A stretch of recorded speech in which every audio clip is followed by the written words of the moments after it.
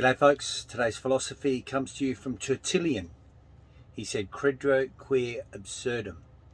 I believe it because it is absurd.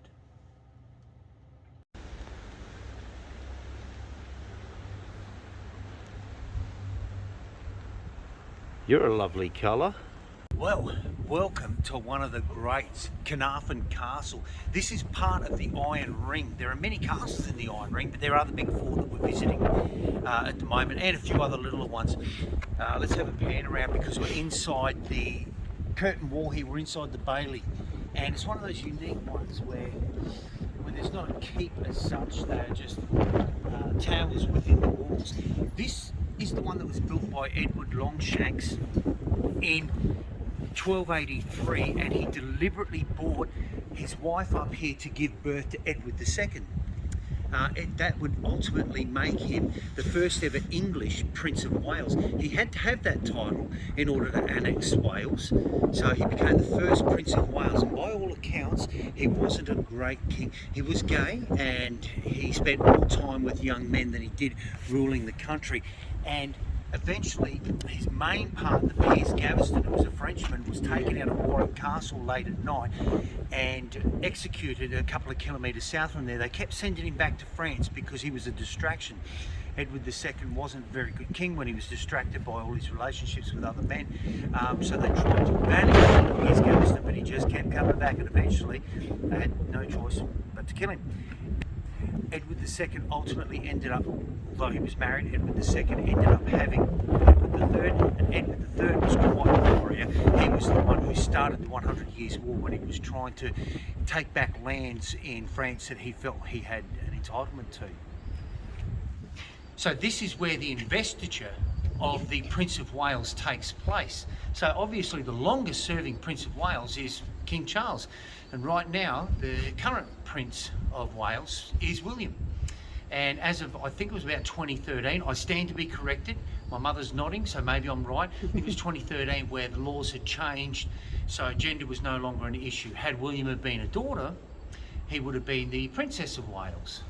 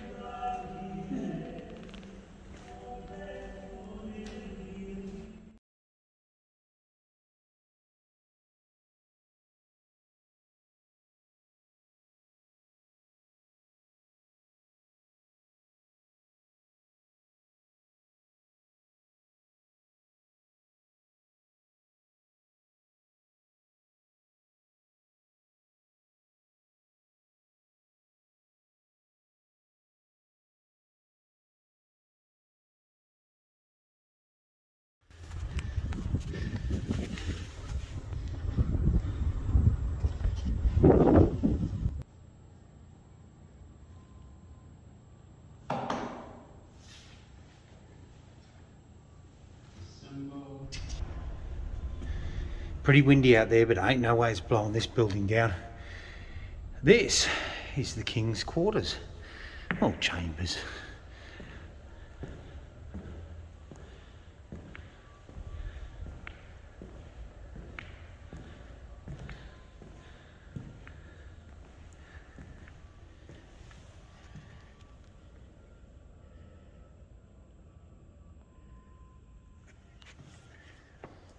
And I'm guessing he had a lovely view.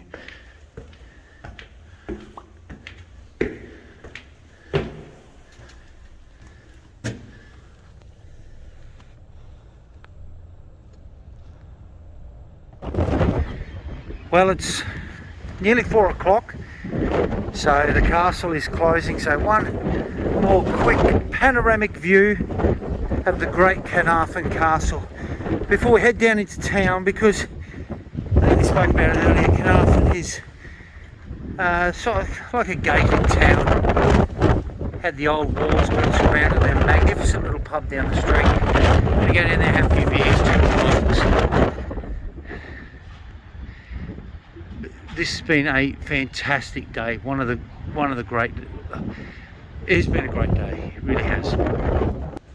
So, the PR stunt by Edward Longshanks the Hammer of the Scots, to have his son born in Caernarfon Castle, Edward II, making the first English Prince of Wales, and ultimately negating the possibility for a Welsh uprising, and ultimately annexing Wales. And he built his Iron Ring, and like we spoke about, there are 4 major castles in his Iron Ring, which runs along the top coast of Wales. Now, the western coast of Wales has the highest concentration of medieval castles in the world. That's why we're here. But the 4 main ones, Caernarfon, Conway, Beaumaris, and here we are.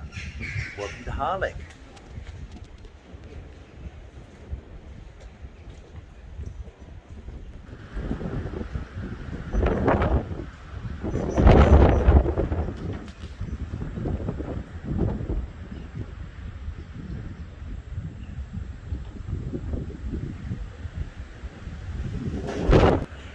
Like most of these castles up here in northern Wales, they've been players in many different feuds. And during the Wars of the Roses here in northern Wales, this Harlech Castle was held by the Lancastrians, and the Yorkists eventually managed to breach the building, which is a pretty solid effort, because we just notice here the amount of defence they have in the main keep. This is the main keep that we're in. There's the bailey outside. There's the curtain wall over at the back facing the Irish Sea, and in here there is, well, there's a portcullis there, another portcullis was there, and then they had a big door here, and then they had more doors and another portcullis out here. So it really was designed to be able to withstand even the most serious of assaults. So this is why people started to become rather clever, and they opted to starve people out. I just wanted to digress for a moment on the Wars of the Roses. One of the major conflicts in the Wars of the Roses was the Battle of Towton in 1461, and it was the largest amount of deaths ever recorded on English soil when the Yorkists and the Lancastrians met at Towton.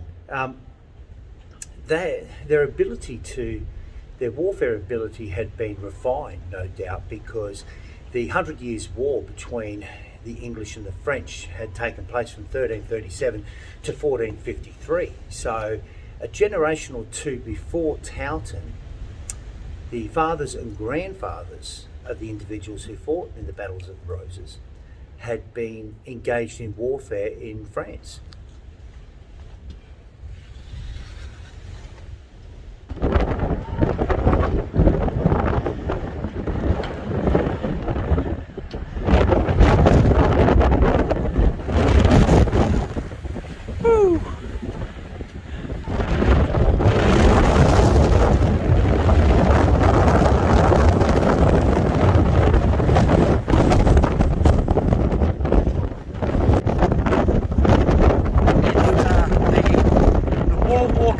Today because it is ridiculously windy, but the view up here is just magnificent.